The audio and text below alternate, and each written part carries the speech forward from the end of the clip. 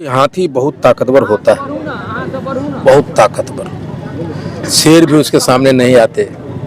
प्रकृति का गजब नियम है। एक चींटी आती है और उसके सूंड में घुस जाती है और उसके विशाल का शरीर को धड़ाम से गिरा दे। आने वाले समय में हमारा 10 एमएलए आरक्षण की लड़ाई लड़ रहे होंगे विधानसभा में, और 5 एमपी हमारा पान का झंडा उठा के संसद में खड़ा कहेगा, हाको रथ हम पान है, हाको रथ हम पान है, पान है। के बाद क्या करना? हम तो ये कहना चाहें कि मीडिया वाले हमारे आवाज़ों के, हमारे काउच को जोर से उठाइए और हमारे समाज का एक सारथी आप भी बनिए हाको रथ हम पान को, कि 78 वर्षों से लाचार निरीह इस जाति को, जिसे सब कुछ छीना गया, आरक्षण छीना गया, उसके घर से IAS IPS बनने के अवसर छीने गए, उसके घर से MP MLA बनने के अवसर छीने गए।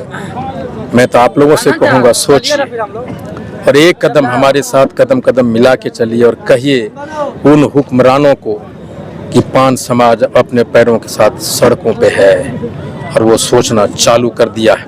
अगर आप नहीं सोचेंगे तो फिर पान समाज आपको सोचने पे दोबारा मजबूत कर देगा। आरक्षण का जरूरत क्यों पड़ा है 5 देखिए, बात पढ़ने की नहीं है।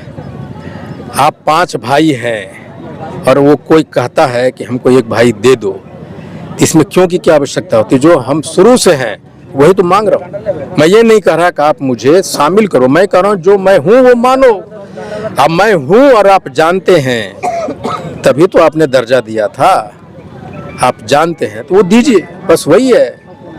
और अगर हमारे पास आरक्षण होते निशिकांत जी, तो आज हमारे समाज में 75 150 IAS IPS होते, और आप जो लाचार निरीह आंखें देख रहे हैं वो आप नहीं देखने को नहीं मिलता। और IP गुप्ता जी यहाँ नहीं होता। आज अगर आरक्षण होते तो हमारे समाज में बहुत पहले रामविलास पासवान और जीतन राम मांझी जैसे लोग पैदा ले चुके होते। मायावती भी यहाँ पैदा हो सकती थी। आपने सुनिश्चित तरीके से हमारे अधिकारों को मुंह के निवाले, धन, धरती, इज्जत, मान, सम्मान सभी लूटा है।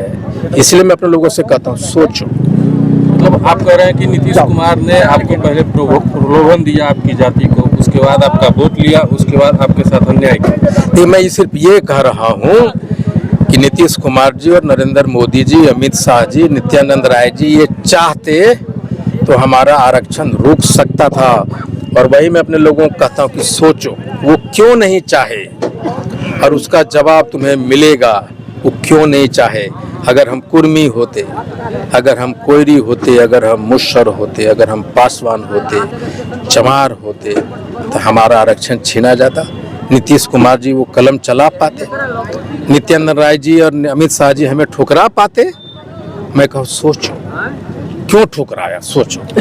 इतनी भीड़ बड़े बड़े नेताओं के कार्यक्रम में नहीं पहुंचती है जितनी भीड़ आपके कार्यक्रम में पहुंच रही है। पान समाज के लोगों को ऐसा लगता है आपने जगह दिया है, लेकिन जिस सरकार के खिलाफ आप लड़ाई लड़ रहे हैं, रोकने की कोशिश तो होगी। देखिए, मैं कहता हूँ कि हाथी बहुत ताकतवर होता है, बहुत ताकतवर। शेर भी उसके सामने नहीं आते। प्रकृति का गजब नियम है। एक चींटी आती है और उसके सूंड में घुस जाती है और उसके विशाल का शरीर को धड़ाम से गिरा देती है। तो उसी चींटी का नाम है पान समाज, और उसको सूंड का रास्ता है हाको रथ हम पान है। गांधी मैदान आप भरने की बात कर रहे हैं, उसके बाद भी अगर आरक्षण वापस नहीं हुआ तब क्रांति की आगाज होगी। लेकिन कोई भी पॉलिटिशियन आज के डेट में उतना नासमझ नहीं हो सकता कि एक समाज का 10 लाख भीड़ को नज़रअंदाज कर दे। ऐसा संभव नहीं है। और हमने और हमारे समाज ने कमर कसा है। मरो या जियो, करो या मरो, गांधी मैदान भरो।